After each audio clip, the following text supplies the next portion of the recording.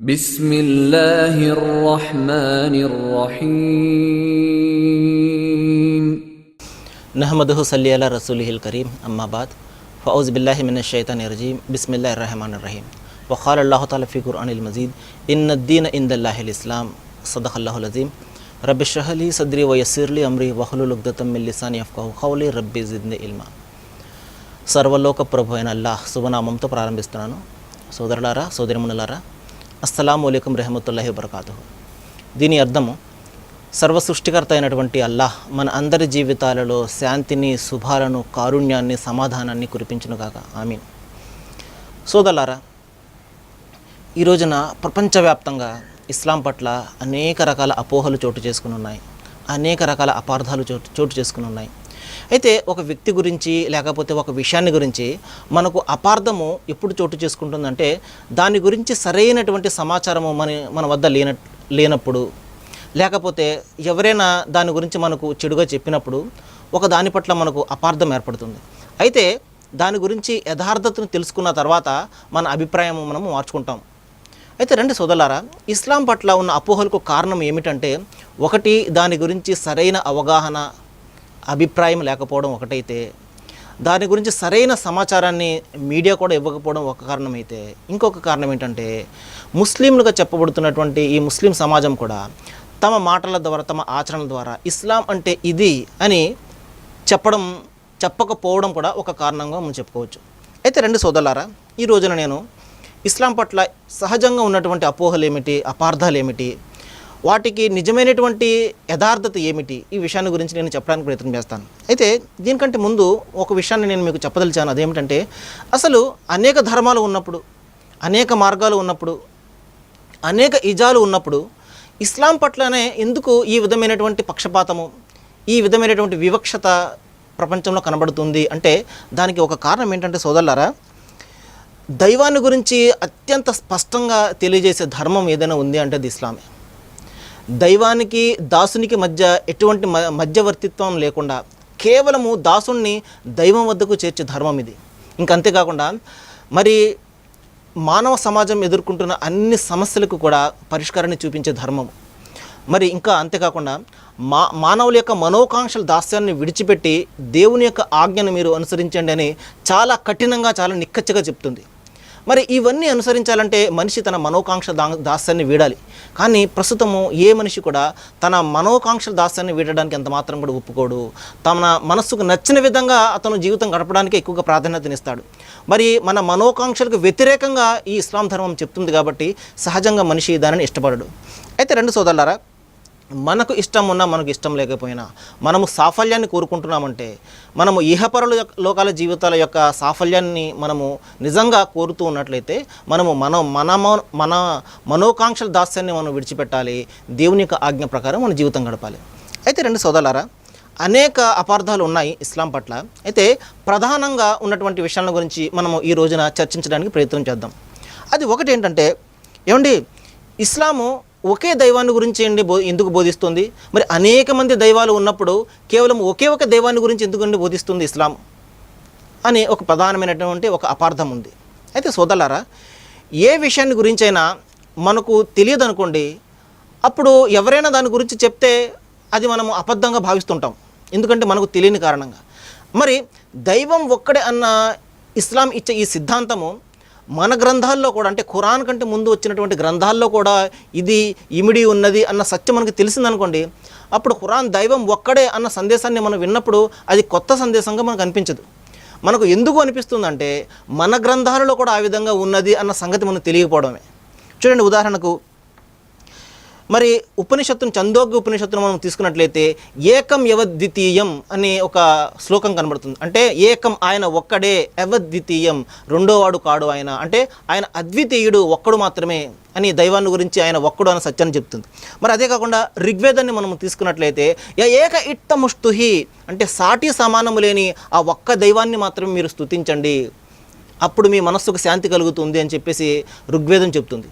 మరి భగవద్గీత గ్రంథం కూడా అనన్యా చింతయంతో మాం ఏ జన పర్యుపాసతే తేషాం నిత్యాభియుక్తం యోగక్షేమం వహామ్యహం 9వ అధ్యాయము 30 శ్లోకాన్ని మనం పరిశీలించినట్లయితే, మరి ఎవరు ఇతరుల యందు ఆసక్తిని ఉంచక ఒక్క దేవుని మాత్రమే ఎవరైతే ఆరాధిస్తున్నారో వారిని నేను ఈ యొక్క పాపాల నుండి నేను లెస్సగా బయటకు తీస్తున్నాను అని చెప్పేసి అక్కడ శ్లోకం కనబడుతుంది.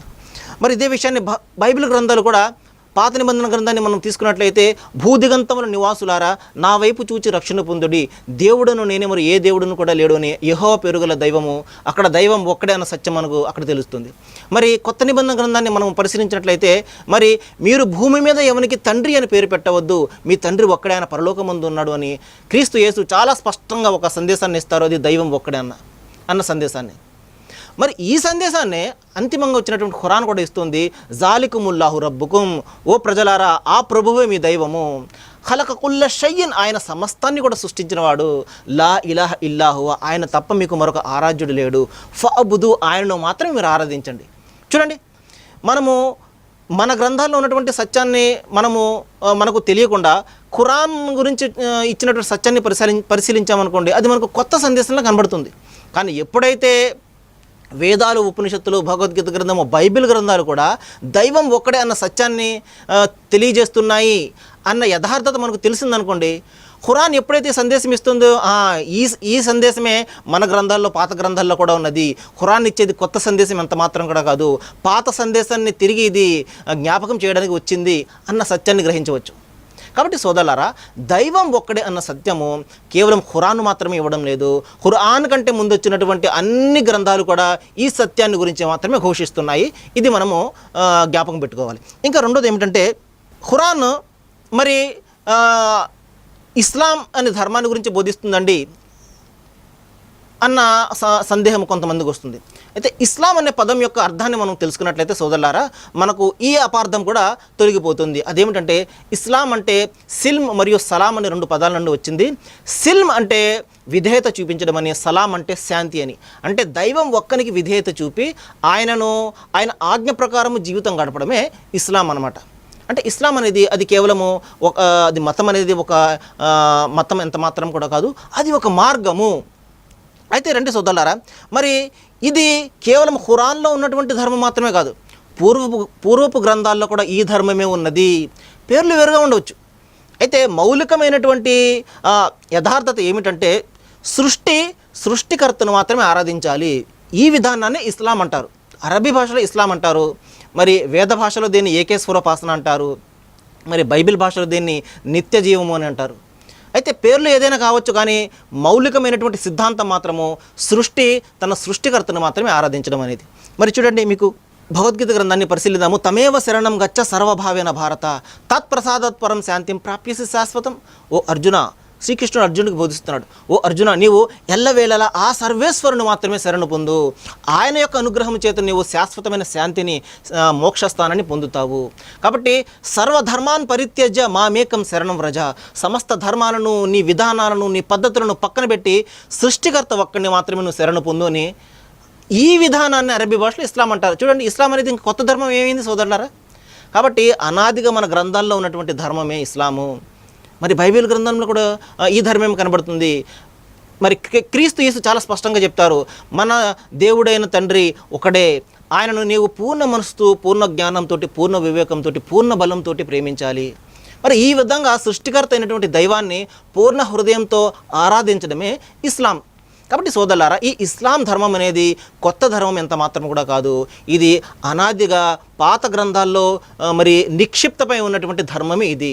అయితే మరొకసారి జ్ఞాపకం చేయడం కోసము మర్చిపోయినటువంటి ప్రజలను దైవానికి దూరంగా పారిపోతూ, మరి కొత్త కొత్త పద్ధతులను సృష్టించుకుంటూ దైవానికి దూరంగా పోతున్నటువంటి వారిని తిరిగి దైవం వైపు చేర్చడానికి వచ్చినటువంటి ధర్మమే ఇది. కాబట్టి ఇస్లాం అనేది అది కొత్త ధర్మం అని ఎంత మాత్రం కూడా భావించకూడదు. ఇది అపార్థం మాత్రమే.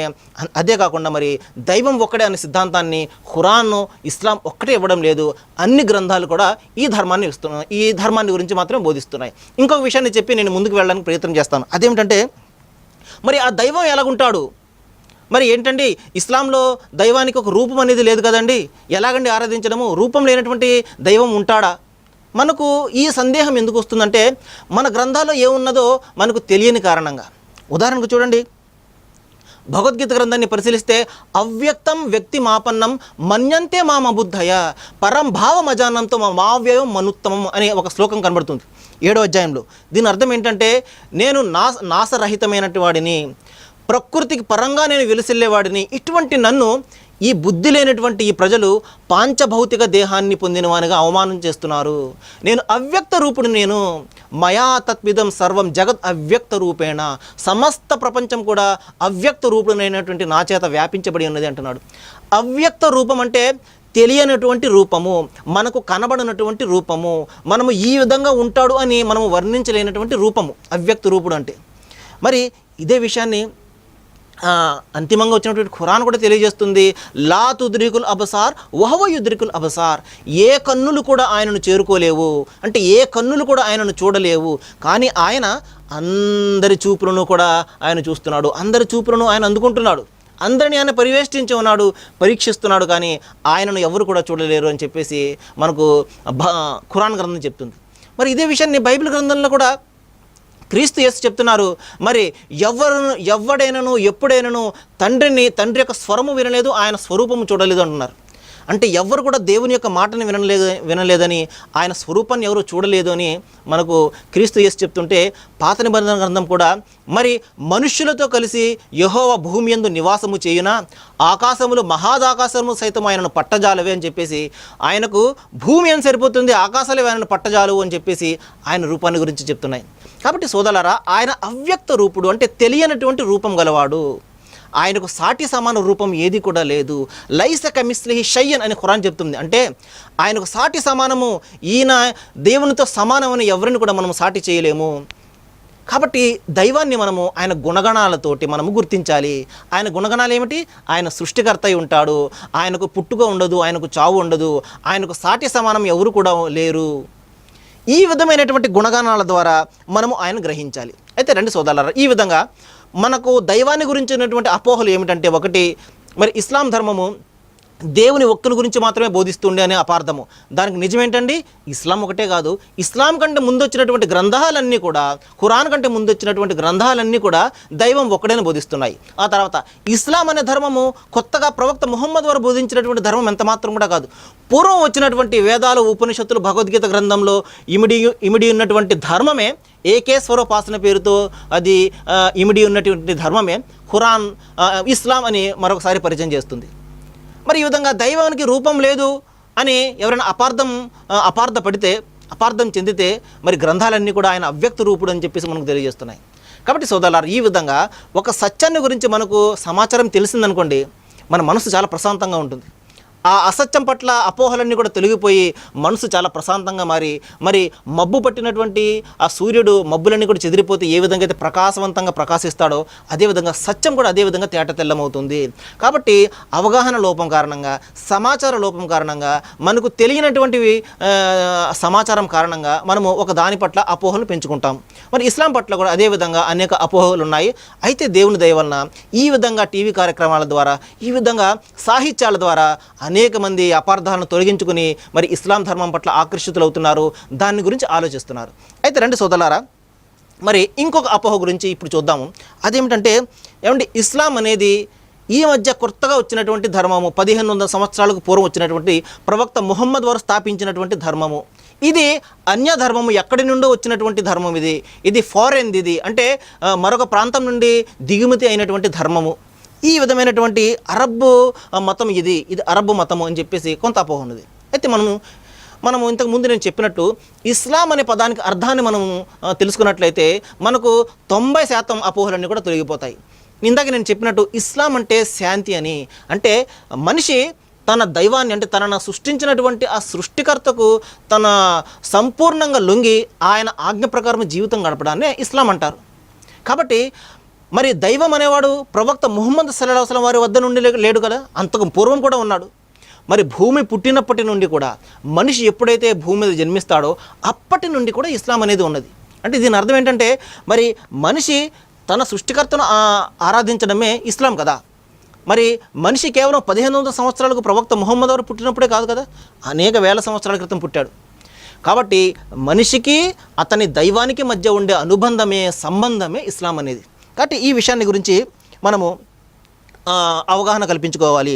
అయితే ఇంకొకటి ఏంటంటే, ఇది మతం అనేది ఎంత మాత్రం కూడా కాదు, ఒక ఇజం అనేది ఎంత మాత్రం కూడా కాదు, ఇది ఒక జీవన విధానము. చాలామంది మనం చూస్తుంటాం, అవునండి మా ధర్మం కూడా జీవన విధానం అండి, ఇది మతం కాదండి అని. జీవన విధానం అంటే అర్థం ఏమిటంటే, జీవితంలో ఎదురయ్యే అన్ని సమస్యలను కూడా ఆ ధర్మం పరిష్కరించేదిగా ఉండాలి. అది కేవలం వ్యక్తిగత జీవితమే కాదు, అతని ఆధ్యాత్మిక జీవితమే కాదు, రాజకీయ జీవితము, సామాజిక జీవితము, ఆర్థిక జీవితము, అన్ని వ్యవహారాల్లో, అన్ని రంగాలలో. ఎందువలనంటే మనిషి కేవలము ఇంటి వద్దనే ఉండడు, అతను సంఘజీవి. అతను సమాజంలో తిరుగుతాడు, బయట తిరుగుతాడు, ఆర్థిక వ్యవహారాలు ఉంటాయి, నైతిక వ్యవహారాలు ఉంటాయి, అనేక వ్యవహారాలు ఉంటాయి. అనేక వ్యవహారాల్లో, అన్ని వ్యవహారాల్లో అనేక సమస్యలు అతనికి ఎదురవుతూ ఉంటాయి. ఈ అన్ని సమస్యలను పరిష్కరించేదిగా అతని ధర్మం ఉండాలి. అతన్ని కేవలం 4 గోడల మధ్య ఏ చర్చ్కో, ఏ మస్జిద్కో, లేకపోతే ఏ గుడికి అతన్ని పరిమితం చేసి బయటని ఇష్టం వచ్చినట్టు జీవితం గడుపు, ఇందులో మాత్రము ఆరాధనాలయంలో మాత్రము మంచి భక్తుడిగా ఉండు అని చెప్పింది అనుకోండి, అది ధర్మం ఎంత మాత్రం కూడా కాదు. అది ధర్మం అంటే ఏమిటంటే, మనిషిని పుట్టుక నుండి గిట్టే వరకు కూడా పూర్తిగా సంస్కరించేదిగా ఉండాలి. అది ఇస్లాం ఆ విధంగా ఉంటుంది. అతని కేవలం ఆధ్యాత్మిక జీవితమే కాదు, నైతిక జీవితం ఏ విధంగా ఉండాలి, అతని భార్య బిడ్డలతో ఏ విధంగా జీవితం గడపాలి, తల్లిదండ్రులతో ఏ విధంగా జీవితం గడపాలి, పొరుగువానితో ఏ విధంగా ఉండాలి, మరి సమాజంలో ఏ విధంగా ఉండాలి, అతని ఆర్థిక జీవితం ఏ విధంగా ఉండాలి, అన్ని రంగాలను కూడా సంస్కరించే ధర్మం అన్నమాట. అందుకనే గర్వంగా చెప్పుకోవచ్చు, ఇస్లాం అనేది ఒక సంపూర్ణమైనటువంటి జీవన విధానము అని. అది కేవలం జీవితం వరకే కాదు పరిమితం సోదరులారా, మరణానంతరము మరొక జీవితం రాబోతున్నది. అక్కడ మనం ఎదుర్కొనే పరిస్థితులు ఏమిటి, అక్కడ ఎటువంటి ప్రశ్నలు మనకు ఎదురవుతాయి, మనం ఎటువంటి సమాధానం పలికితే మనం సాఫల్యం పొందుతాము, ఏ విధానాన్ని మనం అనుసరిస్తే దైవానికి అది ఇష్టమవుతుంది, ఏ విధానాన్ని అనుసరిస్తే దైవానికి అది దూరంగా తీసుకుని వెళ్తుంది, ఈ విషయాలన్నీ కూడా కూలంకుషంగా పాయింట్ టు పాయింట్ తెలియజేసింది ఇస్లాం ధర్మం. అందుకనే దీన్ని నిస్సంకోచంగా, నిస్సందేహంగా దీనిని సంపూర్ణమైనటువంటి, పరిపూర్ణమైనటువంటి జీవన విధానము అని మనం చెప్పుకోవచ్చు అనమాట. అయితే సోదరులారా, మరి దైవం అందరికీ ఒక్కడే అయినప్పుడు ఆయనను చేరే మార్గం కూడా ఎప్పుడు ఒకటే ఉంటుంది. అవునండి, దైవం ఒక్కడేనండి, అవన్నీ కూడా వివిధమైనటువంటి మార్గాలు. నదులన్నీ ఏ విధంగా అయితే సముద్రంలో కలుస్తాయో, ఈ ధర్మాలన్నీ కూడా ఒకే దేవుల్లో ఐక్యమవుతాయండి అని చెప్పేసి చాలామంది చెప్తుంటారు. వినడానికైతే చాలా బాగుంటుంది సోదరులారా, కానీ మరి దైవం ఒక్కడే అయినప్పుడు తనను చేరే మార్గం కూడా ఒక్కటే బోధించాడు దైవం. అనాది నుండి కూడా ఇంతకుముందు నేను చెప్పినట్టు దైవం ఒక్కడిని ఆరాధించడము, ఆయనకు సాటి సమానము కల్పించకుండా ఎవరైతే ఆరాధిస్తారో ఆ ఒక్క విధానాన్ని తప్పించి మరొక ఏ విధానాన్ని కూడా దైవము మానవాళికి ఇవ్వలేదు, సాఫల్యం కోసము, మోక్షం కోసము. కాబట్టి ఏకేశ్వరోపాసన, ఒకే ఈశ్వరుని ఉపాసించడము, ఒకే దైవాన్ని ఆరాధించడము, ఆయనకు ఎవరిని కూడా సాటి కల్పించకుండా, ఏ ఆకారాన్ని, మరి ఏ ప్రతిమను ఆయనకు సాటి కల్పించకుండా శూన్యంలో సత్యంతోటి, ఆత్మతోటి ఆరాధించడం అనే ఈ విధానం ఉంది చూశారు. ఈ విధానానికి తప్ప మరొక విధానం ఏది కూడా దైవము ఎవరికి కూడా ఇవ్వలేదు. అందుకని చెప్తున్నాడు, ఇన్న దీన ఇందల్లాహిల్ ఇస్లాం.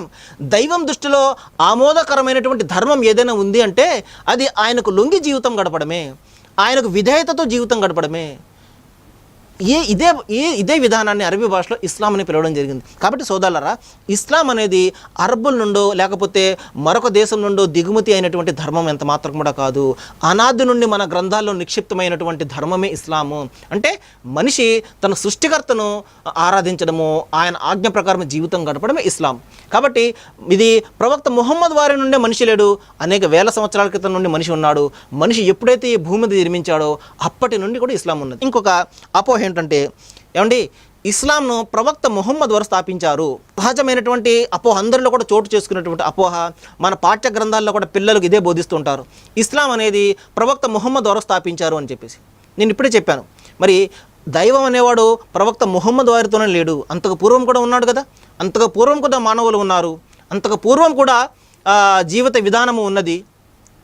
కాబట్టి మనిషి ఎప్పుడైతే భూమి మీద పుట్టాడో అప్పటి నుండి కూడా ఇస్లాం ఉన్నది.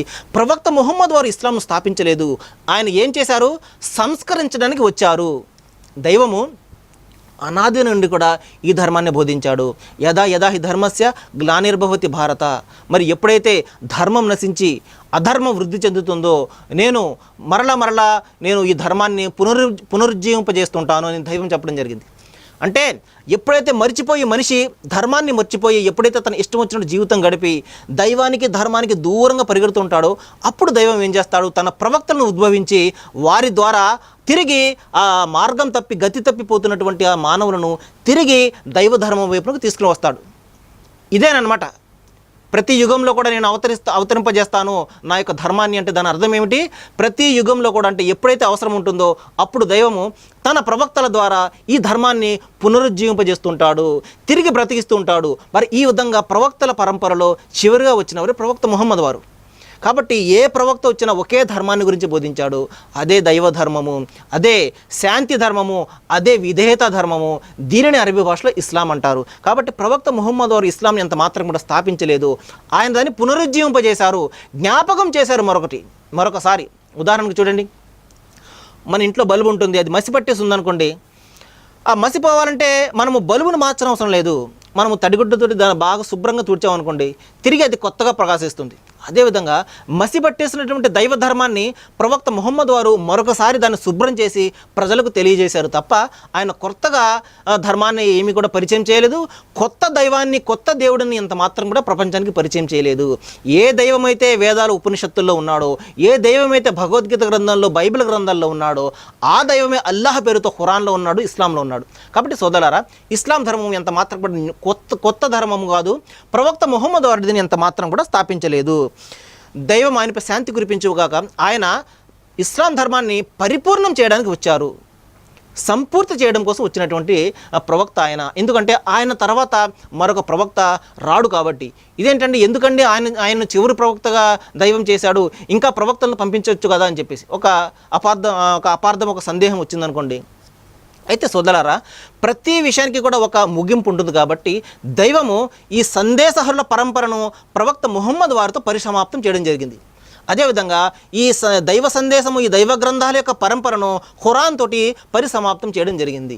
ప్రతిదానికి ఒక ముగింపు ఉంటుంది, ఒక అంతం ఉంటుంది. కాబట్టి అంతిమ గ్రంథం ఖురాన్ ద్వారా, అంతిమ ప్రవక్త ముహమ్మద్ ద్వారా దైవము ఈ మానవాళికి మార్గదర్శకత్వాన్ని ప్రదర్శించే ఈ పద్ధతిని దీనితో అంతం చేయడం జరిగింది. కాబట్టి ప్రళయం వరకు మరొక గ్రంథము వచ్చే అవకాశం లేదు, అదేవిధంగా ప్రళయం వరకు మరొక ప్రవక్త వచ్చే అవకాశం లేదు.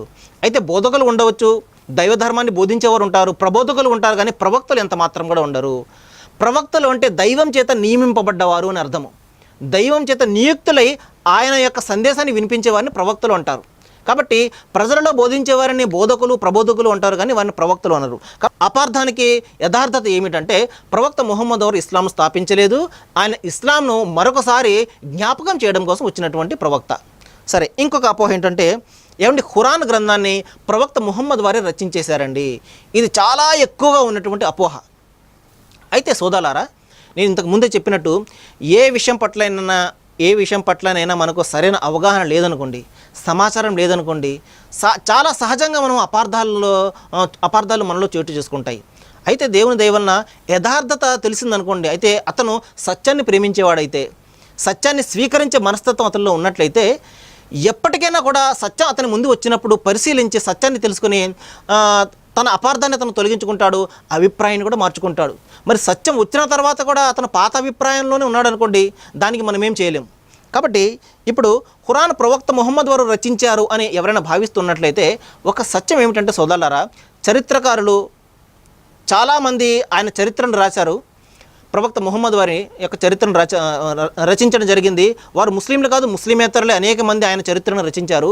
అందులో ప్రతి చరిత్రకారుడు చెప్పిన విషయం ఏంటంటే ఆయన ఒక నిరక్షరాస్యుడు, ఆయనకు చదవడము వ్రాయడము తెలియనటువంటి ఒక నిరక్షరాస్యుడైనటువంటి వ్యక్తి.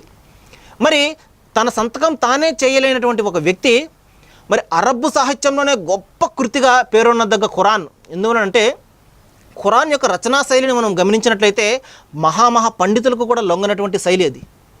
పద్యభాగం ఉంటుంది, గద్యభాగం ఉంటుంది, మరి అలంకారాలు ఉంటాయి, మరి ఉపమానాలు ఉంటాయి. మరి ఆ యొక్క శైలిని గమనించినట్లయితే మహా పండితుడే దీన్ని రాయగలడు అన్న అభిప్రాయానికి వస్తారు.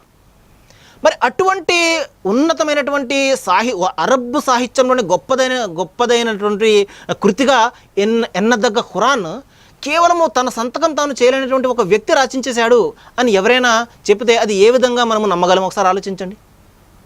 ఒక వ్యక్తికి ఒక భాష ఏమి తెలియదండి, ఉదాహరణకు ఒక వ్యక్తి ఉన్నాడు, అతనికి తమిళ భాష ఏమీ కూడా తెలియదు, మరి తమిళంలో గొప్ప రచన చేసేసాడు అని ఎవరైనా చెప్పారనుకోండి, మనం నమ్మగలమా అది? అదేవిధంగా సోదరులారా, ప్రవక్త ముహమ్మద్ వారు చదవడము రాయడము రానటువంటి వ్యక్తి, అటువంటి వ్యక్తి ఖురాన్ని ఏ విధంగా రచించగలుగుతాడు? ఇది ఒక ప్రశ్న. సరే, ఒకవేళ ఆయన ఎవరో చెప్తే ఆయన రచించేశాడండి అన్న అపోహ ఉన్నట్లయితే, అయితే సోదరులారా, మరి ఆయన తన గ్రంథంలో తన గురించి రాసుకునేవాడు కదా, తన చరిత్ర గురించి రాసుకునేవారు, తన భార్య బిడ్డల గురించి, తన తల్లిదండ్రుల గురించి, తన గురించి రాసుకుంటారు. కానీ ఆయన మరి ఆ సృష్టికర్త అయినటువంటి దైవాన్ని గురించి ఎందుకు రాశారు? ఇంకా ప్రవక్తలందరి గురించి ఎందుకు రాశారు? మరి ఈ రోజున క్రైస్తవ ప్రపంచం అంతా కూడా మరి ప్రవక్త ముహమ్మద్ వారిని ఎంత మాత్రం కూడా విశ్వసించడం లేదు. అటువంటి వారిని గురించి మరి వారి ప్రవక్త అయినటువంటి క్రీస్తు యేసుని గురించి మహిమపరుస్తూ ఘనపరుస్తూ ఆయనకు సపోర్ట్గా ఆయన వ్రాయవలసిన అవసరం ఏముంటుంది ఆయనకి? కాబట్టి ఈ విధంగా మనము ఒకదాని తర్వాత ఒకటి సత్యాలను పరిశీలించినట్లయితే ఏం తెలుస్తుందంటే, నిస్సందేహంగా ఇది ఒక మానవ విరచిత అంత మాత్రం కూడా కాజాలదు. ఇంకొక ఉదాహరణ చెప్తాను చూడండి. ఖురాన్లో నేడు కూడా ఆధునిక సైన్స్ కనుక్కుంటున్నటువంటి అనేక సైన్స్ విషయాలు ఉంటాయి. ఉదాహరణకు బిగ్ బ్యాంగ్ థియరీ అని చెప్పేసి ఒక సిద్ధాంతం ఉన్నది. అంటే భూమి, ఆకాశము, ఈ నక్షత్రాలు ఇవన్నీ కూడా కలిసి ఉండేవి, తర్వాత ఒక పెద్ద బ్లాస్ట్, ఒక ప్రేలుడు జరిగింది, మరి భూమి, ఆకాశము, ఈ చంద్రుడు, ఈ సూర్యుడు అన్నీ కూడా చెల్లాచెదురుగా అప్పుడు విడిపోయాయి అని చెప్పేసి 200 సంవత్సరాల క్రితము మనకు సైంటిస్టులు బిగ్ బ్యాంగ్ అనే ఒక సిద్ధాంతాన్ని మనకు ప్రతిపాదించడం జరిగింది. ఈ విధంగా గొప్ప ప్రేలుడు జరిగి అన్నీ కూడా ఏర్పడ్డాయని చెప్పేసి. మరి ఈ విషయం ఖురాన్లో 1500 సంవత్సరాలకు పూర్వమే ఖురాన్లో అది కనబడుతుంది. మరి తిరస్కరించిన వారు గమనించలేదా, మేము భూమి ఆకాశాలను ఒక్క దెబ్బతో విడదీశామని చెప్పేసి ఒక వాక్యం కనబడుతుంది. మరి ఆయనకు ప్రవక్త ముహమ్మద్ వారు రచించింది అయితే, నేడు సైన్స్ కనుక్కుంటున్నటువంటి విషయాలు 1500 సంవత్సరాలకు పూర్వం ఆయనకు ఎలా తెలిసాయి? ఇది ఒక ప్రశ్న మనం ఆలోచించాలి. మరి ఇంకా చూడండి, మరి ఈ రోజున సైన్స్ మనకు చెప్తుంది, ప్రతి పుట్టుకకు వెనుక, అంటే ప్రతి జీవి పుట్టుకకు నీరు ఆధారము, H2O ఆధారం అని చెప్పేసి ఈ రోజున సైన్స్ చెప్తుంది. ఆక్సిజన్, హైడ్రోజన్ ఈ రెండు మిశ్రమమే ప్రతి మనిషిలో కూడా ఉంటుందని చెప్తుంది. అంటే ద ఒరిజిన్ ఆఫ్ బర్త్, ప్రతి దానికి కూడా మూలం ఏమిటంటే అది నీరు అని చెప్పేసి ఈ రోజు సైన్స్ చెప్తే, 1500 సంవత్సరాలకు పూర్వమే అంతిమ గ్రంథం ఖురాన్లో ఈ మాట ఉన్నది. అందులో దైవం చెప్తున్నాడు, ప్రతి జీవిని మేము నీటితో సృష్టించాము అని చెప్పి. అయితే మరి ఈ విధంగా ఏ విధంగా సాధ్యమైనది? ఒక నిరక్షరాస్యుడైనటువంటి వ్యక్తికి ఇన్ని సైన్స్ విషయాలు 1500 సంవత్సరాలకు పూర్వం ఏ విధంగా తెలిసాయి? కాబట్టి మనం నిస్వార్థమైనటువంటి మనసు ఆలోచించినట్లయితే సోదరులారా, ఇది మానవ విరచితం ఎంత మాత్రం కూడా కాదు, కేవలము దైవం ఇచ్చినటువంటి ఇది గ్రంథం అని చెప్పేసి చాలా నిస్సంకోచంగా ఎవరైనా దానిని అంగీకరించి తీరుతారు. అయితే ఇంకొక విషయాన్ని కూడా చెప్పి నేను ఈ ఎపిసోడ్ను ముగించడానికి ప్రయత్నం చేస్తాను. అది సోదరులారా, మరి ఇస్లాము టెర్రరిజాన్ని ఎక్కువగా ప్రోత్సహిస్తుందండి. చాలామంది టెర్రరిస్టులు మరి ముస్లింలుగా ఉన్నారండి ఈ రోజునని చెప్పేసి ఒక ప్రధానమైనటువంటి అపోహ. అయితే సోదరులారా, నేను ఇంతకు ముందే చెప్పినట్టు సరైన సమాచారము, సరైన అవగాహన లేకపోతే అన్నీ ఏ సత్యమైనట్టు అయినప్పటికీ కూడా మనకు అసత్యంగానే కనబడుతుంది. చూడండి సోదరులారా, ఇస్లాము శాంతిని ప్రతిపాదించే ధర్మము. మరి నువ్వు అన్యాయంగా ఒక్క ప్రాణాన్ని తీసినట్లయితే సమస్త ప్రాణాలను తీసినంత పాపాన్ని మూటగొట్టుకుంటావు అని చెప్పేసి ఖురాన్ చెప్తుంది. మరి ఒక్క ప్రాణాన్ని నువ్వు కాపాడావంటే మరి మానవులందరి ప్రాణాలను కాపాడినంత పుణ్యాన్ని నువ్వు సంపాదిస్తావు అని చెప్పేసి ఖురాన్ చెప్తుంది 5వ అధ్యాయం 35వ వాక్యంలో. మరి ఇంత స్పష్టంగా ఒక మానవ ప్రాణాన్ని గురించి ఇంత స్పష్టంగా చెప్తున్నప్పుడు ఇంకా దైవం చెప్తున్నాడు, మీరు ఏ ప్రాణాన్ని కూడా హతమార్చకండి సత్యంతో తప్ప, ప్రతి దాని గురించి మీరు జవాబు చెప్పుకోవాలంటున్నాడు. మరి ఒక సందర్భంలో ప్రవక్త ముహమ్మద్ వారు ఒక మూగజీవికి గట్టిగా తాడు పెట్టి కట్టేసిన సందర్భంలో ఆయన హెచ్చరిస్తారు తన శిష్యులకు, జాగ్రత్త, ఈ మూగజీవుల పట్ల మీరు సరైన విధానాన్ని అవలంబించండి, దైవం దగ్గర వీటి గురించి కూడా మీరు జవాబు చెప్పుకోవాలని చెప్పేసి హెచ్చరించారు. మరి ఈ విధంగా మాట్లాడనటువంటి మూగజీవి పట్లే ప్రవక్త ముహమ్మద్ వారు మరి ఇంత కారుణ్యాన్ని చూపించినప్పుడు మరి మానవ ప్రాణాన్ని గురించి మరి ఇట్టే మీరు దాన్ని తీసేయండి అని చెప్పేసి ఆజ్ఞాపిస్తారా?